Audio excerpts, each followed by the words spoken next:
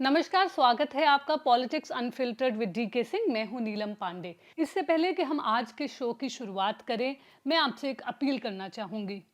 The print की paid subscription आज ही लें।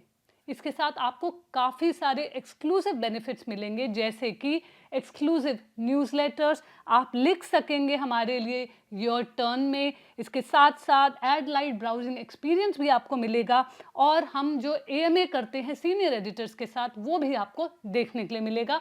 तो आज ही एक पेड सब्सक्रिप्शन ज़रूर लें। दिल्ली में 27 साल के बाद बीजेपी सत्ता में वापस आई है। इसके क्या मायने हैं? आम आदमी पार्टी जो एक दशक से दिल्ली को रूल कर रही थी, वो आगे क्या करेगी? ऐसे कई प्रश्न आपने हमें भेजे हैं, जिनके उत्तर देने के लिए हमारे साथ हैं द प्रिंट के पॉलिटिकल एडिटर डीके सिंह।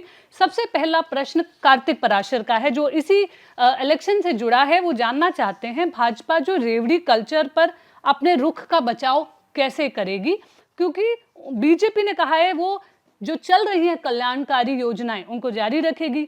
घोषणा पत्र में उन्होंने और भी ज्यादा आपसे वादे कर रखे हैं। तो किस तरह से वो इस रेवड़ी कल्चर का बचाव करेगी? देखिए, पता नहीं पिछली बार आपने रेवड़ी कल्चर की चर्चा किसी भी भाजपा के नेता से कब सुनी थी? काफ़ी लंबा अरसा हो गया। और अब पिछले कई इलेक्शन से देख रहे हैं आप, लोकसभा इलेक्शन के बाद से हर एक स्टेट में जिसको आप रेवड़ी कहते हैं वो तो बट ही रही है ना, सारे पार्टीज कर रहे हैं। तो उसे बचाव करने का नहीं है, लेकिन हाँ, इसमें जो बीजेपी कहती है कि भाई जब हम करते हैं, हम डिलीवर करते हैं और बिना स्टेट के को हर्ट किए हुए। जैसे आप में कोई स्टेट है जिसको कि इतने कर्जे चढ़े हुए हैं और आप रेवड़ी बांट रहे हो। अब है कि अब महाराष्ट्र अफोर्ड कर सकती है तो बांट सकती है, हरियाणा अफोर्ड कर सकती है तो बांट रही है। अब हर एक स्टेट में आपके फाइनेंस की जो भी स्थिति हो और आप बांटते चले जाते हैं उसमें केवल वोट के लिए, तो बीजेपी को उससे इशूज है कि वो आप नहीं कर सकते। लेकिन अगर आप स्टेट को अच्छी तरह चला रहे हैं, अर्थव्यवस्था आपकी ठीक ठाक चल रही है, तो आप दे सकते हैं उसको। रेवड़ी नहीं, वो कहते हैं मतलब वेलफेयर मॉडल बेस के लिए।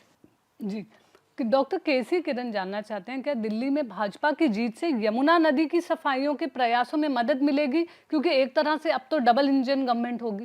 देखिए, होनी तो चाहिए। और मैनिफेस्टो रिलीज के बाद अगर आपको याद हो, अमित शाह ने कहा है कि हम 3 साल के अंदर में हम यमुना को पूरा क्लीन कर देंगे। लेकिन इसमें एक ये भी बात आती है कि बहुत पहले आपको याद होगा, गंगा रिजुविनेशन एक मिनिस्ट्री भी हुआ करती थी।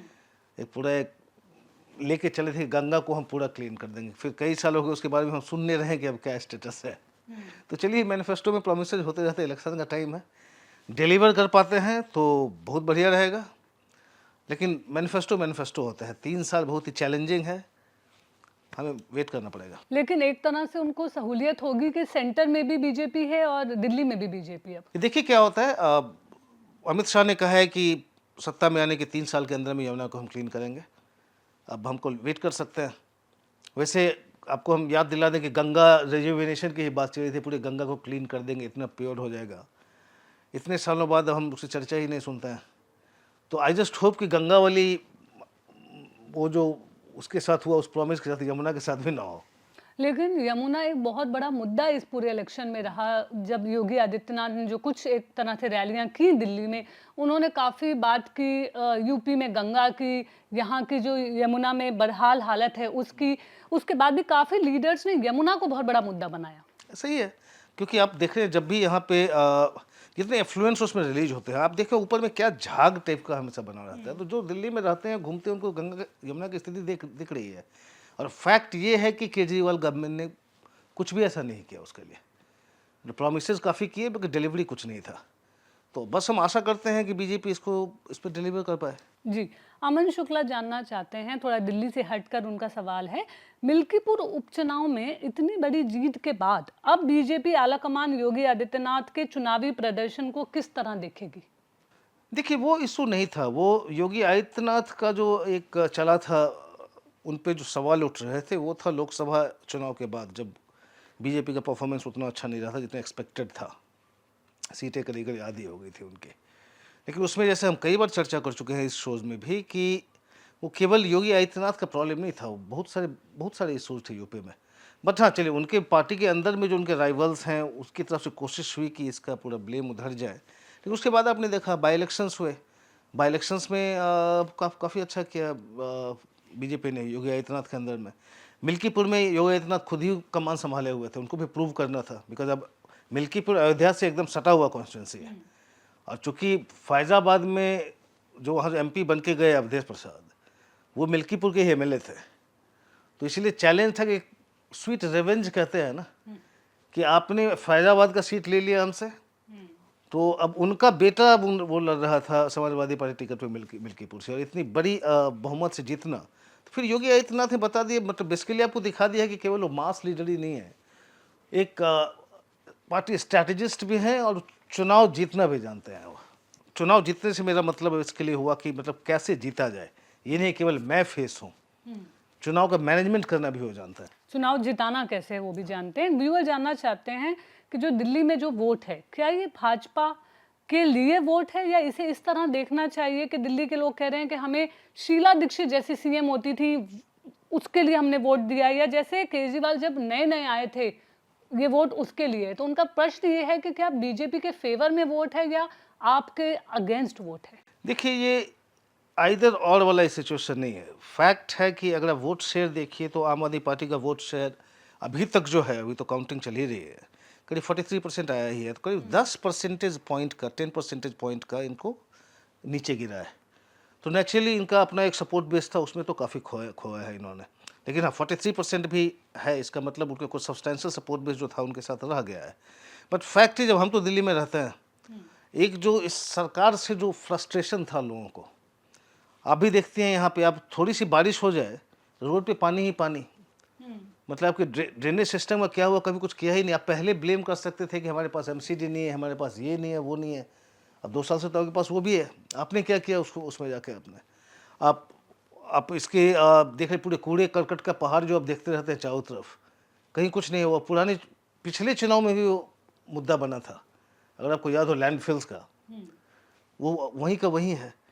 तो एक जनरल जो है लोगों में एक डिसइल्यूजनमेंट की, गवर्नमेंट जो है जो केवल ये फ्रीबीज बांटने के अलावा ये कुछ नहीं करते, तो उससे एक फ्रस्ट्रेशन लोगों में आ रहा था।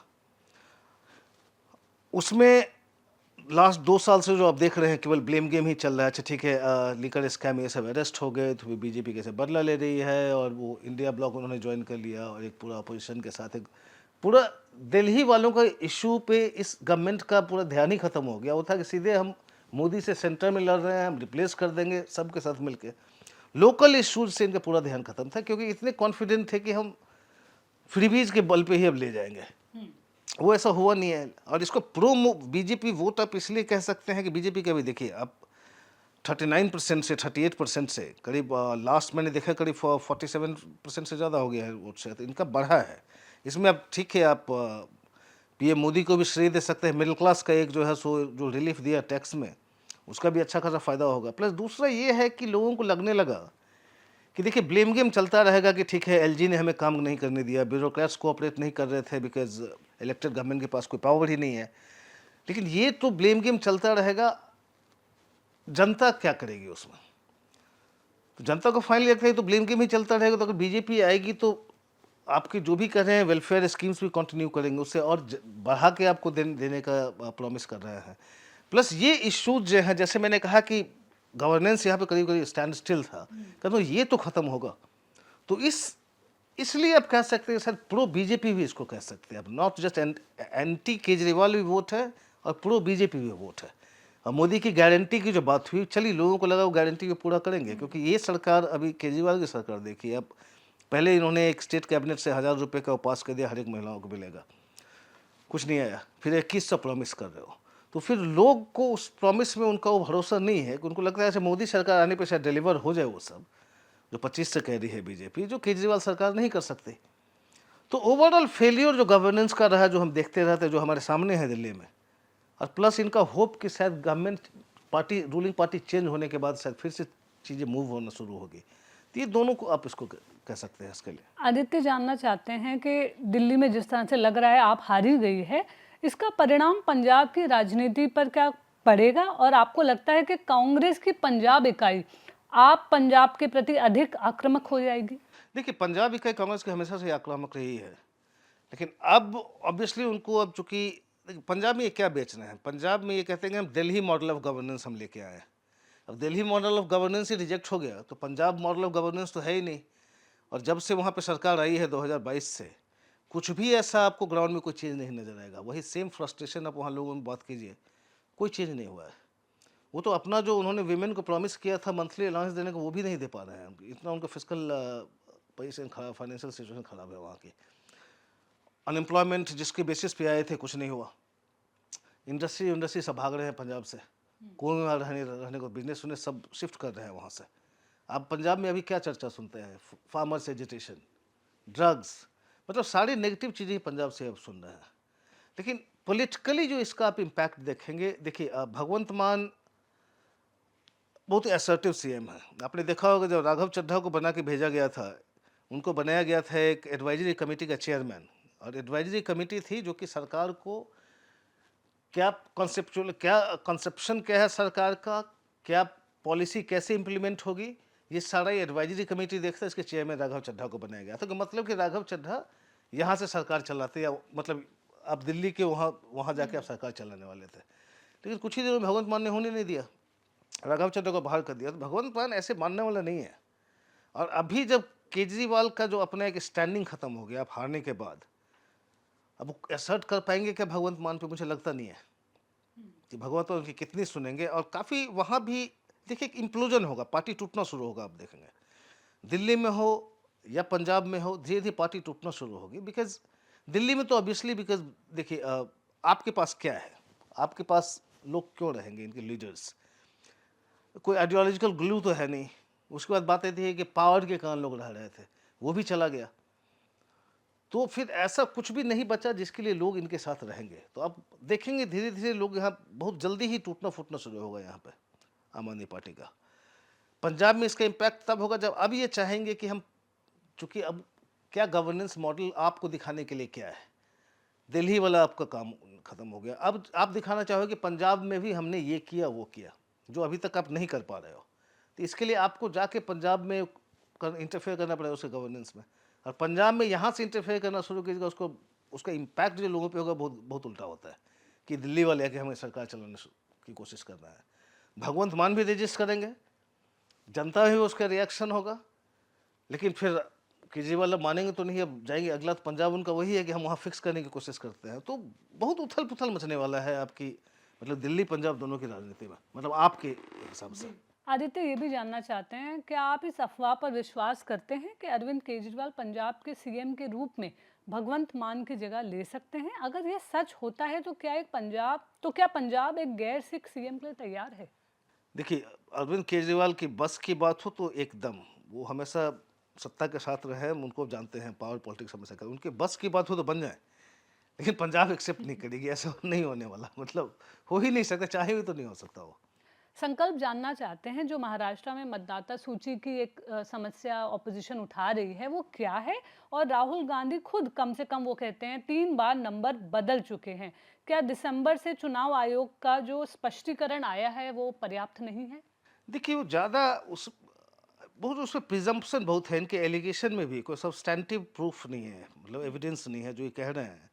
अब ये कहते हैं कि 2019 लोकसभा चुनाव से लेके 2024 असेंबली इलेक्शन तक में करीब 2019 असेंबली इलेक्शन से लेके 2024 लोकसभा चुनाव तक में केवल 32 लाख वोटर्स बढ़े थे। और यहाँ 2024 लोकसभा और असेंबली के बीच में 39 लाख वोटर्स कैसे बढ़ गए? तो ये कौन है, कहाँ से है? मतलब सस्पेक्ट कर रहे हैं कुछ गड़बड़ है, कोई ऐसा प्रूफ अभी है नहीं। फिर वो कहते हैं कि आपका जो वोटर्स जो बढ़े, नए वोटर्स जो बढ़े, और टोटल वोटर्स जो महाराष्ट्र के हैं, वो जो एडल्ट पॉपुलेशन महाराष्ट्र का कहा जाता है, उससे ज़्यादा आपके वोटर्स कैसे हो गए? अभी जिसमें कि इलेक्शन कमीशन का काउंटर है कि भाई एडल्ट पॉपुलेशन तो प्रोजेक्टेड है ना, मतलब सेंसस तो हुआ, प्रोजेक्टेड पॉपुलेशन है, उस पर अब नहीं जा सकते। तो ये क्वेश्चन उठा रहे हैं, उसकी कितनी वैलिडिटी है? बिकॉज अभी तक एविडेंस नहीं कि इरेगुलरिटी हुई, ये शक है कि कुछ ना कुछ हुआ है। अब ये डिबेट चलता रहेगा। लेकिन वही देखिए अंतर जो है कांग्रेस और बीजेपी में, बीजेपी में जब महाराष्ट्र में इतना बुरा परफॉर्मेंस रहा उनका लोकसभा में, उसके बाद निकल गई। आप बीजेपी कवर करती है, आपने देखा होगा धर्मेंद्र यादव छोड़ के पूरी जाके बैठ गए वहाँ पे महाराष्ट्र में 5 महीने तक। उनको लगा भूपेंद्र यादव, और वहाँ पे बैकवर्ड क्लासेस, ओबीसी और दलित्स का जो काफ़ी एलिनेशन हुआ था, मैसिव आउटरीच चला, मतलब तरह तरह के प्रोग्राम्स चले उन लोगों के बीच में जाने का, कि उनको समझाने का जो एक प्रोपेगेंडा चला था कॉन्स्टिट्यूशन चेंज इधर उधर, वो सब पे इन्होंने मैसिव वे में काम किया। अश्विनी वैष्णव फिर वहाँ पे जाके बैठ गए कि वर्कर्स में डिससेटिस्फैक्शन है, उनको कैसे दूर किया जाए, कोऑर्डिनेशन कैसे किया जाए। तो इतना, और उसके बाद फार्मर्स इश्यूज, सबको एक एक करके एड्रेस करते चले जाना। तो जब लोकसभा में सेटबैक होते हैं बीजेपी को, तो बीजेपी पूरे जी जान लगा देती है वहाँ पे महाराष्ट्र में। लाली बहना स्कीम होगा, मतलब उसका भी इम्पैक्ट तो है ही, लेकिन एज ए पार्टी आप पूरा फोर्स आप लेके पहुंच जाते हैं कि जो गलती है उसको फिक्स करना है अगले इलेक्शन के पहले। कांग्रेस अभी तक, चुनाव हुए कई महीने हो गए, अभी तक आप कह रहे हो कि उस वहां पे गलत हुआ है। तो ये जो एक नेगेटिव जो इनका पॉलिटिक्स चलता है ना, कि जेल हमारे साथ गलत हो रहा है या फिर उन्होंने बेईमानी कर लिया। अरे आप जाके ग्राउंड पे काम तो करो। मतलब अभी तक इनके पास ऐसा कोई सॉलिड एविडेंस नहीं है, लेकिन ग्राउंड पे काम करने के बदले में अभी भी आपने चुनाव के बाद देखा, आपने क्या सुना है, हम कांग्रेस ने वहाँ पे क्या किया है? कोई स्ट्रैटेजी कहीं कुछ नहीं है, बस ब्लेमिंग ब्लेमिंग ब्लेमिंग। ये कांग्रेस का प्रॉब्लम है बेसिकली, और ये केवल महाराष्ट्र का नहीं है, इनका ऑल इंडिया लेवल का ये प्रॉब्लम है। और संचित सुमन उसी के बारे में जानना चाहते हैं। वो कहते हैं पिछले कुछ वर्षों में कांग्रेस जैसी पार्टी इतनी महत्वहीन कैसे हो गई है कि वह अब अधिकांश राज्य चुनाव में केवल दर्शक बनकर रह गई है। देखिए, मैं उसमें एक दो चीज़ें पुरानी आपको बताना चाहूँगा। यूपीए के टाइम में एक बार राहुल गांधी की मीटिंग हुई थी कुछ जर्नलिस्ट से। उसमें से एक जर्नलिस्ट ने पूछ दिया कि राहुल जी, ऐसा है कि आपने तो स्टेट के सारे जितने सेटअप जो होते हैं, वहाँ के लीडर्स तो आपने तैयार ही नहीं किए, तो ये कांग्रेस का मैसेज का नीचे तक कौन लेके जाएगा? तो राहुल गांधी एकदम फिलोसफिकल हो गए कि देखो, ठीक है मैं जेल नहीं गया हूँ, नेहरू जी जेल गए थे, लेकिन नेहरू जी को क्या मतलब ये बताना पड़ा उनको, नीचे तक लीडर को तैयार करना पड़ा बताने के लिए कांग्रेस क्या होती है। एक आदमी भी काफ़ी होता है कांग्रेस को का मैसेज ले जाने के लिए।